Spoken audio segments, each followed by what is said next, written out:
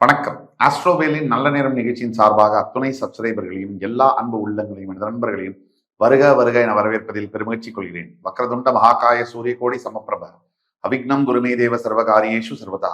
தென்னாட்டுடைய சிவனை போற்றி, என் நாட்டவர்க்கும் இறைவா போற்றி. நண்பர்களே, இந்த புத்தம் புதிய காணொலியில் உங்கள் அத்துணை பேரையும் வரவேற்பதில் மிக்க மகிழ்ச்சி கொள்கிறேன். இன்றைக்கு நம்ம பேச போறது மீன ராசி. 2026 மார்ச் 6ஆம் தேதி கும்பராசியிலிருந்து வாக்கிய பஞ்சாங்கப்படி பெயர்ந்து மீனராசிக்கு சனி பகவான் வந்தடைந்து ஜென்ம சனியை தருவார். அப்ப 2026 சனியுடைய பார்வை, இதுதான் தலைப்பு. அதாவது தலைப்புன்னா மீனராசிக்கு 2026 என்ன நடக்கும், சனியுடைய ஆதிக்கம் மீனராசியின் மீது விழுகிறது. அதாவது மீனராசிக்கும் சனிக்கும் என்ன தொடர்பு? நிறைய தொடர்பு இருக்கு.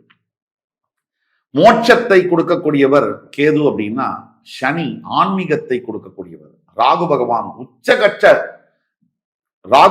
உச்சபட்ச டிட்டாச்மெண்டை தரக்கூடியவர். இந்த உலகத்தில் இருக்கிற அத்தனையும் அனுபவிக்க வேண்டும் என்று சொல்லக்கூடியவரும் ராகு தான். அதே ராகு தான் இந்த உலகத்துல எதுவுமே எனக்கு வேண்டாம், கோமணம் கூட எனக்கு வேண்டாம் அப்படின்னு சொல் வைப்பதும் ராகுவே. இந்த சனியுடைய ஹைபிரிட் வெர்ஷன் தான் ராகு.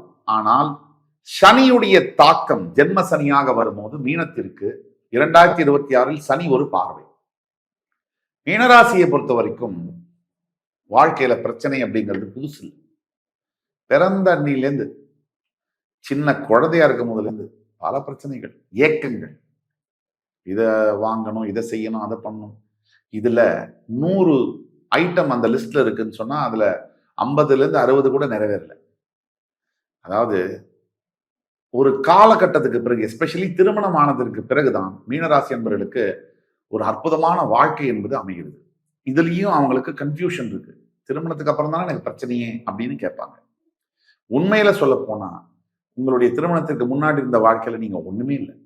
நீங்க திருமணத்திற்கு அப்புறம் தான் ஒரு மனிதனாக, ஒரு மிகப்பெரிய தலைவியாக, தலைவனாக உருவெடுத்திருக்கீங்க. இதுதான் சத்தியம். 2026 மார்ச் 6ஆம் தேதி சனி பயிற்சியான பிறகு சனி பகவானுக்கு எப்பவுமே 3, 7, 10 பார்வைகள் உண்டு. சனி பார்க்கின்ற பார்வைக்கும் பலம் உண்டு, சனி இருக்கின்ற வீட்டிற்கும் பலம் உண்டு.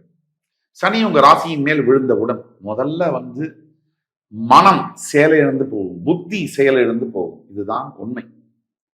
இதை எப்படி சரி செய்யறது, இதை எப்படி அணுகிறது, அதை பத்தி கண்டிப்பா பேசுவோம் விரிவா. ஆனா ஒட்டு மொத்தத்துல சனி பகவானை பொறுத்த வரைக்கும் முதல்ல உங்களுக்கு செய்யக்கூடியது என்ன அப்படின்னா, சுயத்தை மறக்க வைப்பார்.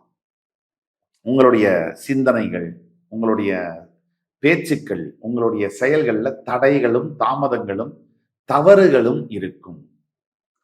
இது தவறு இருக்கு அப்படின்னு நீங்க புரிஞ்சுக்கணும். அதான் முதல் படி. தவறே இல்லை அப்பெல்லாம் இல்லைன்னா சனி உங்களுக்கு எக்ஸ்ட்ரா டைம்ல ஒர்க் பண்றாருன்னு அர்த்தம். நம்பர் 1. 2, சனியுடைய 3ஆம் பார்வை என்பது உங்களுடைய ரிஷப ராசியின் மீது விழுகிறது. இந்த 3ஆம் பார்வையை பார்க்கக்கூடிய சனியினால் கல்வி படிக்கக்கூடிய மாணவ மாணவியர்களுக்கு போக்கஸ் டைவர்ட் ஆகும். இது நாள் வரைக்கும் நல்ல கவனம் பண்ணி படிச்சுட்டு இருந்த ஒரு பசங்க, பையனோ பொண்ணோ மீனராசியில இருக்காங்க, சற்று தடுமாறுவாங்க. 90 மார்க் எடுத்தவங்க 60ல நிக்கிறாங்கன்னா பெத்தவங்களுக்கு, இந்த காலத்து பெத்தவங்களுக்கு எகிரும் பிபி. அதே மாதிரி நண்பர்களோட, தேவையில்லாத நண்பர்களோட பழக்க வழக்கங்கள், இங்கதான் கவனம். வாழ்க்கை எங்க தீர்மானம் ஆகுது தெரியுமா? நல்ல நண்பர்கள்னால. என்னுடைய சொந்த வாழ்க்கையில் ஒரு நண்பன் ஒரு நாள் ஒரு பேச்சுவார்த்தையில் அவர் சொன்ன ஒரு வார்த்தை என் வாழ்க்கையை புரட்டி போட்டது. அதே மாதிரி நல்ல நண்பர்கள் இருந்தால் உங்கள் வாழ்க்கையில நீங்க தேர்ந்தெடுக்கிற பாதையும் நல்ல பாதையாக இருக்கும். உங்களுடைய எதிர்காலமும் நல்லதா இருக்கும். நல்ல நண்பர்கள் இல்லாம ஜாலிக்காக, டெம்பரரி சந்தோஷத்துக்காக நீங்க ஏதாவது ஒரு கச்சாமுச்சா ஆள நண்பரா தேர்ந்தெடுத்தீங்கன்னா அது பெண்களுக்கு, தோழிகளும் சரி தோழர்களும் சரி, முடிஞ்சது வாழ்க்கை. இது அனுபவத்துல சொல்றது. கெட்ட காலம் வந்துருச்சுன்னா நல்லதை கேட்க கூட நம்மளால முடியாது. இதுதான் உண்மை. அப்போ நல்ல காலம் இருந்துச்சுன்னா தான் நம்மளால நல்லதை கேட்க முடியும், கனெக்ட் பண்ணிக்க முடியும். இதை முதல்ல நீங்க புரிஞ்சுக்கணும். 3ஆம் பார்வையால் நண்பர்களால் தொல்லை வரும். பெரியவங்களுக்கு, சின்னவங்களுக்கு, எல்லாருக்குமே. பெரியவங்களை பொறுத்த வரைக்கும் ஜென்ம சனியில நண்பர்களால் என்ன தொல்லை வரும்? உங்களுடைய மனைவியை பத்தியோ கணவரை பத்தியோ அவங்க ஏத்தி விடுவாங்க. இப்ப இந்த காலத்துல நண்பர்கள் பண்ற வேலை என்ன தெரியுமா? அதுவும் ஒரு பெண்களுக்கு இருக்கக்கூடிய பெண் தோழிகள் என்ன பண்றாங்க தெரியுமா? இந்த மனைவி போய் அவங்கள்ட்ட சொல்லுவாங்க, என் குடும்பத்துல இந்த மாதிரி பிரச்சனை, கணவர் இப்படி பண்ணிட்டாரு. அப்படியா? சும்மா விடாதே அவனை, முதல்ல கம்ப்ளைண்ட் கொடுத்து உள்ள போடும். உனக்கு இருக்கிற அழகுக்கு, நீ படிச்ச படிப்புக்கு எப்படிப்பட்ட வாழ்க்கையை நீ வாழலாம் தெரியுமா? இப்படின்னு சொல்லக்கூடியவங்க தான் முதல்ல இருக்காங்க. இவங்களுக்கு இதனால என்ன லாபமோ இல்லையோ, அடுத்தவங்க வீடு கெட்டு போயிடுச்சுன்னா அப்படியே 1/2 கிலோ அல்வா சாப்பிட்ட மாதிரி இவங்களுக்குலாம். வேற இவங்க தான் உங்களுக்கு உற்ற தோழர்கள், தோழிகள். இதேதான் மேல் ஃப்ரெண்ட்ஸ் சொல்லுவானா, ஒரு 2 நாள் கழிச்சு சொல்லுவாரு, அவ்வளவுதான். மச்சான் அதை உர்றா, நீ என்னடா, நீ எப்படிப்பட்ட ஆளு, உனக்கு எப்படிலாம் நீ வாழணும் அப்படின்னு அவர் ஏதோ இவர் தான் ஒரு வீடு கட்டி கொடுத்து செங்கல் வச்சு வாழ வச்ச மாதிரி. உண்மையான நண்பர்களாக இருந்தால், குடும்பத்தில் இருக்கக்கூடிய பிரச்சனைகளை நீங்கள் பகிர்ந்தால் ஃபர்ஸ்ட் அவங்க வார்த்தை என்ன தெரியுமா வரும்? நீ கவலைப்படாத, அமைதியாக இரு, உன் பக்கம் நியாயம் இருக்கு, இருந்தாலும் அவர்களுடைய பக்கமும் இந்தந்த நியாயங்கள் இருக்கு, 2 பேரும் உட்கார்ந்து பேசினா இது சரியாயிடும் இப்படின்னு சொல்றவங்க தான் உண்மையான நண்பர்கள், தோழர்கள், தோழிகளாக இருக்க முடியும். ஏத்தி விடுறவங்க எப்படி உண்மையான ஃப்ரெண்ட்ஸா இருக்க முடியும் கேட்டா, என்னோட ஃப்ரெண்டு மண்ணாங்கட்டி. ஃப்ரெண்ட்ஷிப்பை விட கணவன் மனைவி உறவு தான் பெருசு. ஃப்ரெண்ட்ஷிப் பெருசுதான், அது எந்த நிலையில் அப்படிங்கிறத பொறுத்து இருக்கு. கணவன் மனைவி உறவு என்பது சாகர வரைக்கும் வரக்கூடிய உறவு. எந்த ஃப்ரெண்டாவது சாகர வரைக்கும் வருவாங்களா? குறிப்பிட்ட சில பேர் வருவாங்க. செத்தா வரைன்னு சொல்ற ஃப்ரெண்ட்ஸ் அதிகமா இருக்காங்க இன்னைக்கு காலகட்டத்தில். அதனால அது ஒண்ணு. இந்த 3ஆம் பார்வையினால ஃப்ரெண்ட்ஸ் கிட்ட ஜாகிரதையா இருக்கணும் மீனராசி என்பது. அடுத்தது 3ஆம் பார்வையால பார்ட்னர்ஷிப் கம்பெனில நீங்க பார்ட்னரா இருக்கீங்கன்னா, திஸ் இஸ் த டைம் உங்களுக்கு ரொம்ப நீங்க கவனமாக இருக்க வேண்டியது. அடுத்தது சனியுடைய 7ஆம் பார்வை.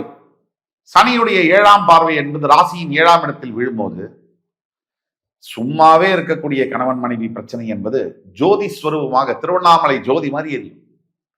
கணவன் கிட்டயோ மனைவி கிட்டயோ நீங்க இந்த கொடசல் பண்றது, குதர்க்கமா பேசுறது, இதெல்லாம் பல கணவன்மார்கள் மனைவிமார்கள் பண்ணுவாங்க. அதுலயும் இந்த மனைவிமார்கள் இருக்காங்களே, நான் பெண்களுக்கு எதிரோ மனைவிக்கு எதிரோ சொல்ல, கொடைஞ்சு எடுத்துருவாங்க அப்படியே ட்ரில் ஹோல்ஸ் போட்டு. அந்த ஆளு பாவம் வேலைக்கு போயிட்டு வரானே, அவனுக்கும் வசதி இருக்கும், உடம்பு, என்ன பெரிய ஆம்பளையா, என்ன இது, அது இது, இதெல்லாம் கேட்டு இன்னைக்கு காலகட்டத்தில் மிகவும் தரைகுறவாக பேசி கணவன் கிட்ட போட்டி போடுறதுனால உங்களுக்கு சத்தியமா சொல்றேன், அன்னைக்கு வேணா மனசு ஆறுதலா இருக்கும், ஜெயிக்கலாம். லாங் டேர்ம்ல உங்க வாழ்க்கை வேஸ்டா தான் ஆகுது. நான் பாக்குறேன் பல பேர் இதேதான் கணவன்மார்களுக்கும் மனைவியை ஏமாத்துறதும், அவங்கள பொய் சொல்றதும், அவங்கள கண்ணாப்பினான் கெட்ட வார்த்தையில திட்டுறதும் அடிக்கிறதும் நல்லதே இல்லை. அவங்க பேசுறது பிடிக்கலையா, சட்டையை மட்டும் வெளியே கிளம்பிடுங்க. இதைத்தான் இன்னைக்கு மீனராசி நண்பர்கள் பண்ணணும். மீனராசியில் இருக்கக்கூடிய கணவன்களும் மனைவிகளும் நாம் பேசுறதுதான் அவங்க பண்ணணும். அதே மாதிரி சனி பகவானுடைய பார்வை 10ஆம் பார்வை என்பது உங்கள் ராசியிலிருந்து 10ஆம் பார்வை என்பது விழும். 10ஆம் இடத்துல வரக்கூடிய பார்வை என்பது கர்மஸ்தானம். வேலை செய்யற இடத்துல சாதாரணமாவே வேலை நமக்கு கொடுக்கிறவங்க நம்ம மேல ஆதிக்கம் செலுத்தத்தான் செய்வார்கள். இது ஆங்கிலத்துல ஒரு வாக்கியம் உண்டு, the stronger will always dominate the weaker. ஒரு எடுத்துக்காட்டுக்கு புலி மானை கண்டா டாமினேட் பண்ணதான் செய்யும். அதே மாதிரி ஒரு நாய் பூனையை கண்டா டாமினேட் பண்ணதான் செய்யும். யானை புலியை கண்டா டாமினேட் பண்ணதான் செய்யும். இப்படி எப்பவுமே எந்த ஒரு இதுவும் எது ஸ்ட்ராங்கா இருக்கோ அது வீக்கா இருக்கிறத டாமினேட் பண்ணும். இது பிரபஞ்சத்தின் நியதி. இதுல குறை கூறுவதற்கு ஒன்றுமே இல்லை. அதாவது the bird eats the ant when the ant is dead, the ant eats the bird when the bird is dead ன்னு சொல்லுவாங்க. இது ஒரு சுழற்சி முறைன்னு சொல்லுவாங்க. அதாவது பறவை பூச்சியை சாப்பிடுது, பறவை இறந்த பிறகு பூச்சி பறவையை சாப்பிடுது. இதுதான் இயற்கையுடைய சட்டம், நியதி. இதுல குறை கூறுவதற்கு, நல்லது கெட்டது கூற முடியாது. அப்படித்தான் வேலை செய்யற இடத்துல நம்மள அவமானமா பார்க்கறதும் அசிங்கமா பேசுறதும் நடக்கத்தான் செய்து, எல்லா இடங்களையும் நடக்குது. இது ஒரு ஆபீஸ் நம்ம கூலி தொழில் பண்றோம் அப்படி எல்லாம் கிடையாது. அதுல இருந்து வெளில வந்து மிகப்பெரிய நிறுவனங்களில் மிக பெரும் பதவிகளில் இருக்கக்கூடியவர்களுக்கு உங்களை விட 10 மடங்கு அவமானம் அசிங்கம் நடக்குது, வெளியில தெரியல. நீங்க தெருவில் அவர் பேசுறாரு, மற்றவங்க எல்லாம் கேட்கறாங்க. ஒரு ஆபீஸ் ரூம்ல கூப்பிட்டு ஒரு ஜெனரல் மேனேஜரை, அவருடைய வைஸ் பிரசிடென்ட் கிழிகிறது. இங்க வெளியில தொழிலாளி ஒரு மளிகை கடையில் வேலை செய்யறவர் முதலாளி பேசுறதை விட 10 மடங்கு பேசுறாரு, வெளியில தெரியல. அந்த அவமானத்தெல்லாம் தாங்கிட்டு தான் அந்த ஒயிட் காலர் ஜாபா அவங்க பண்றாங்க. ஆக அந்தந்த அளவிற்கேற்ப அவமானங்கள் இருக்கு ஒண்ணு. அதனால வேலை செய்யற இடத்துல இருக்கிற வேலைய தக்க வச்சுக்க பார்க்கணும்.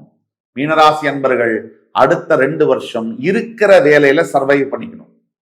புதுசா யாராவது ஆஃபர் கொடுத்தாலும் தயவு செய்து சுவிட்ச் ஓவர் பண்ணாதீங்க. அதுக்குண்டான காலங்கள் வரும், அப்ப நம்ம பேசலாம். இது 3 மீனராசி நேயர்கள் 2026 சனி பார்வையில் கடைபிடிக்க வேண்டிய விஷயம். சனி வந்துட்டாரு, இனிமே கெட்டதுதான், லைஃப்ல எல்லாமே தப்பு தான் அப்படின்னு நினைக்க வேண்டிய அவசியம் இல்லை. எப்பப்ப துக்கங்கள் வருதோ, எப்பப்ப கஷ்டங்கள் வருதோ, எப்பப்ப அநியாயம் நடக்குதோ அங்கெல்லாம் ஆண்டவனும் வருவார் காப்பாற்றுறதுக்கு. அப்படிதான் குரு பயிற்சி என்பது ஜூன் 2ஆம் தேதி நடந்து குரு பார்வை உங்களுக்கு ராசிக்கு கிடைக்கிறது. அதுவரை பொறுக்க வேண்டும். பொறுத்தார் பூமி ஆழ்வார்னு சும்மாலாம் சொல்லிட்டு போல, வாழ்ந்து பார்த்து தோத்து ஜெயிச்சு சொல்லணும். ஆக மீனராசிக்கு கண்டிப்பாக டெஃபினட்டாக சக்சஸ் என்பது உண்டு, அதுல டவுட்டே வேண்டியதில்லை. வெற்றி உங்களுக்கு நாளை நமதே என்று கூறி இந்த எபிசோட முடிச்சுக்கிறோம். அடுத்து வரும் சந்தர்ப்பத்தில் வேறொரு நிகழ்ச்சியில் உங்களை மறுபடி சந்திக்கும் வரை உங்களிடமிருந்து விடைபெறுவது உங்கள் சுபாஷ் பாலகிருஷ்ணன். நன்றி, வணக்கம், வாழ்க வளமுடன்.